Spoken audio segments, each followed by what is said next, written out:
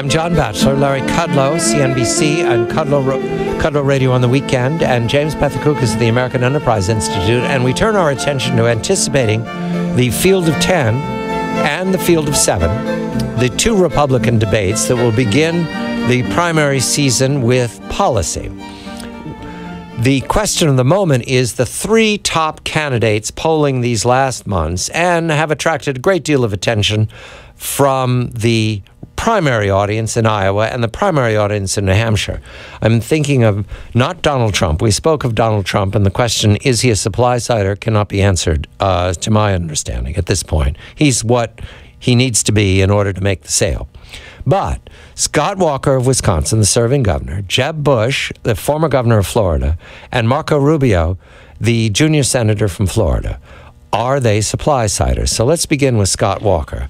Larry, is there evidence that Scott Walker is going to follow 4 or 5% growth and that he's going to cut the margin rates, unregulate America, and turn it loose? Yeah, I mean, he said that in his announcement speech, and he said it subsequent to that. I've spent a lot of time with him privately. I mean, he wants to lower tax rates across the board and broaden the base. He has also adopted the 4% growth target, which, to give credit, is what was begun by Jeb Bush. And I might add, let's see, Walker's adopted it, Chris Christie has adopted it, Rick Perry has adopted it, along with Jeb Bush. So, yeah, on those lines, I think, well, look, Walker is the original anti-government guy. I mean, that's what he's running on. But, yeah, I think he's a supply-sider. And he will also cut property taxes, I believe. And he will, in fact, he's a tax cutter. He's an excise tax cutter. He's a tax cutter in all directions. Well, I think, I think that's right. I think he's cut a lot of taxes in Wisconsin. Unfortunately for him, it hasn't had time to bear as much fruit as he'd like because he started with a very high tax. It's also a blue state, Larry, a deeply blue state. Where yeah, I mean, he's had a tough time of it, and they spent a lot of time on the collective bargaining. But yeah, I think you'll hear him Thursday night talk about across-the-board tax cuts. And Jim, Scott Walker as a 4% or 5% supply-sider, can he sell the American people on this? Are they ready to listen to it? Well, I mean, I wonder in general how ready. I think people are ready for a positive message. I think they're ready for a broader message that includes tax reform, but some other issues too. Listen, these guys, Jeb Bush, Marco Rubio, Scott Walker. Do all these guys believe tax rates matter? I think they all do. Do they believe regulation matters? Yeah, I think they do. Do they all believe that the way you create a prosperous, flourishing society is one where that prosperity is driven by new ideas and innovation and entrepreneurs taking a risk? Yeah, I think they all do. And on those three issues, I think Republicans are fairly unanimous, and that is where the gap is between them and the likely Democratic nominee, whether it's Hillary Clinton or Bernie Sanders or Howard Schultz of Starbucks or wherever else they trot out. I think there's another one, Jimmy, that you've written about a lot, and we've all talked about it, and that's school choice and education reform and charter schools. I mean, let's see, who blasted, I guess, was it Christie? Somebody just came out and said that the teachers' union... Yeah, a punch in the face. That would be the Jersey guy. Yeah, right. Yeah, and, he himself had a tremendous fight with the teachers' union in his first year as governor, which he won, by the way, on pensions. He won. He didn't win a total victory, but he won.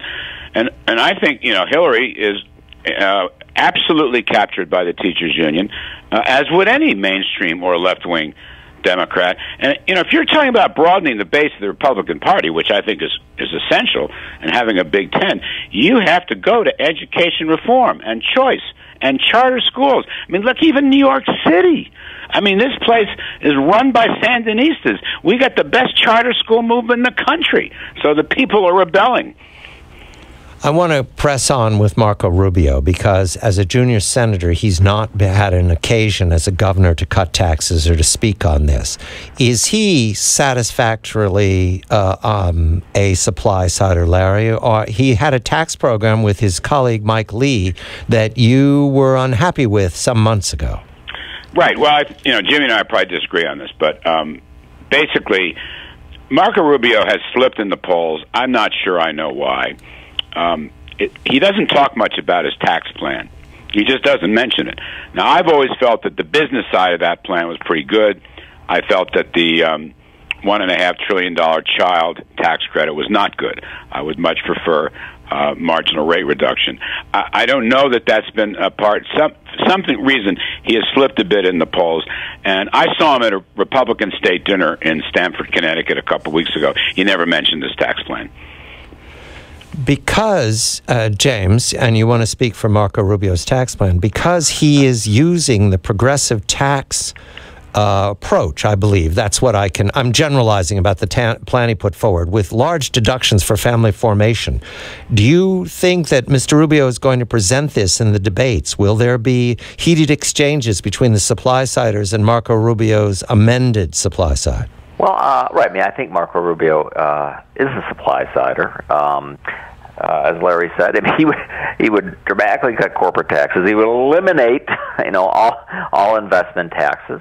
I think the child tax credit, allowing people to keep parents to keep more of what they earn, and they can spend it on, if they want to spend it on a home improvement, they can spend it on that. They want to spend it on tutors for their kids. I think I like tax plans that allow people to keep more of what they earn. I think that's good tax policy.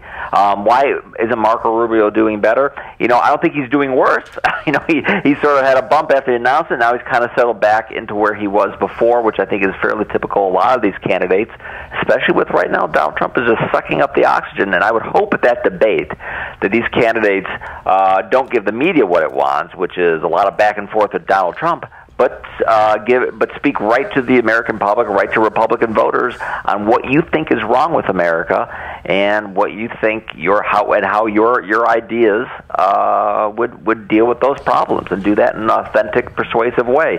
And people can judge, and people can draw their own conclusions about Donald Trump. You make the case for you. Larry, what I'd like to hear from all the candidates on Thursday night is that the number one issue for them as President of the United States is tax reform, because that will move everything. That will generate growth, that will generate family incomes, that will solve the entitlement bubble that's hanging over us, that will move America to innovation, tax reform. And that's the one thing that the Democrats do not have anything new to say about. Their third termism is more regulation and more taxes.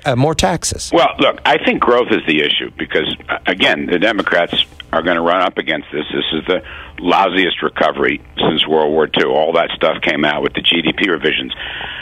It just occurs to me, well, two things. One is, because I like Marco Rubio so much, I want to sit down with him and rewrite his tax plan, because I agree with my friend Jim Pethokoukis so much that people should keep more of what they earn.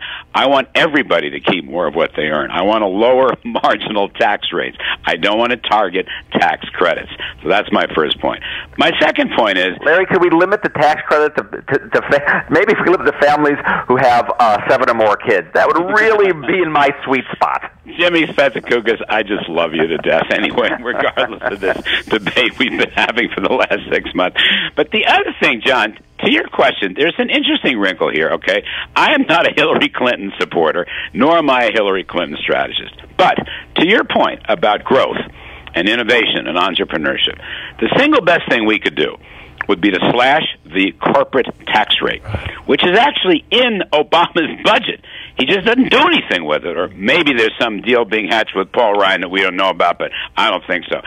Hillary Clinton could throw the entire Republican Party a curveball if she came out for a significant reduction in the corporate tax rate, stop double taxing overseas profits, and put in full cash expensing. It's in Obama's budget. She could do it as an Obama person, and it would really throw a curveball instead of doubling the capital gains tax, which is one of the stupidest ideas I've ever heard. But that would turn New Hampshire's keys over to Bernie Sanders. You know what Sanders his biggest applause lines are to villainize American corporations. No, that may be, but I'm going to defend the good people of New Hampshire.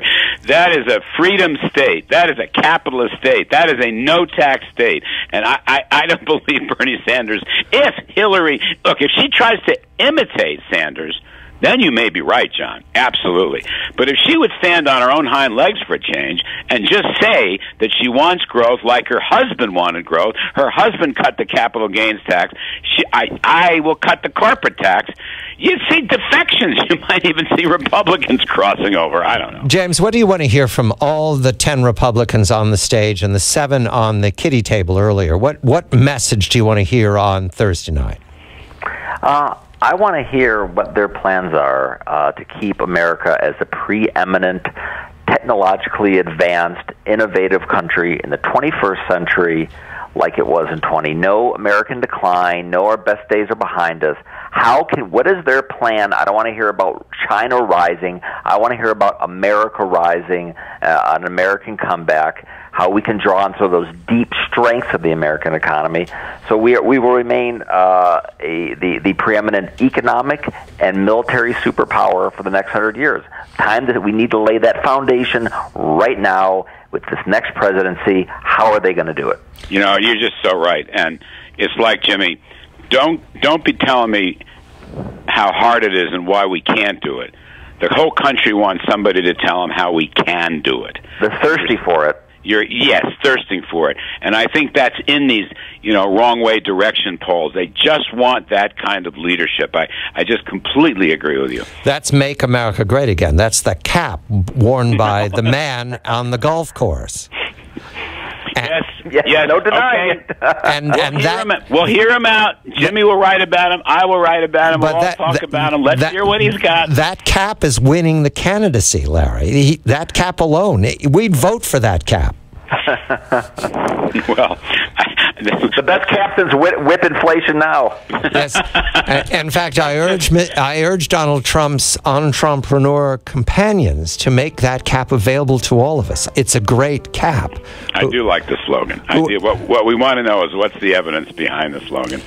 Larry, like the slogan. Larry, what's under that cap? We don't know. We'll vote for the cap. The way things are going, James, we'll vote for the cap. James Pethokoukis of the American Enterprise Institute, Larry Kudlow of CNBC and Kudlow Radio on the weekend. And the cap is America. Make America Great Again. I'm John Batchelor.